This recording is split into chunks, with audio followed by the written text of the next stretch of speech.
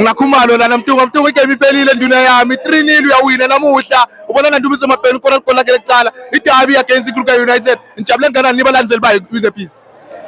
Lama result anamuhla ngiwo lebesiwafuna kakhulu besifuna kubona abafuna bethu badlala benaloko lebe bakwenda siyabonga na Ndumiso Mabhena ukhombisile experience yakhe ebholeni kusingakanani ma-touches lamaningi akhe beka amahle kakhulu bengayihold ibhola angadribble mara lapho lekayiphasa khona beka release emakhela passes siyabonga kakhulu kubaqeqeshi ebalandzeli na wonke umuntu lobekhona namuhla sijabulile sima the bees nyoshi yaloma.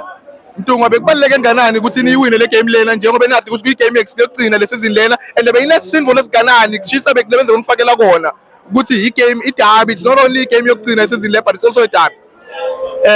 Kuyidabi and ngaphandle kwaloko asikahlali kahle etafuleni maqiniso kufanele siwakhulume so le game le bebalekele ukuthi ngaphandle ukuthi siwine idabi asithole lolo 3 points sivale Christmas sihleli kahle etafuleni nasivula sesawenda la sivula ngalenye energy. Sure. Mtunga qhubekela phambili lesizini letako yilo ngayifisa uyibona yendeka twele peace njengemlandeli wayo wena.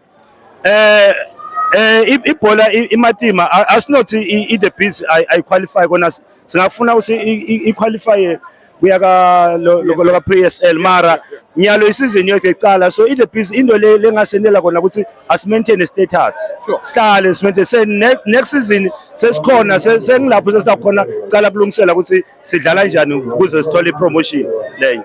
Mtunga ngibonge kakhulu ke sakho. Ngiyabonga ba.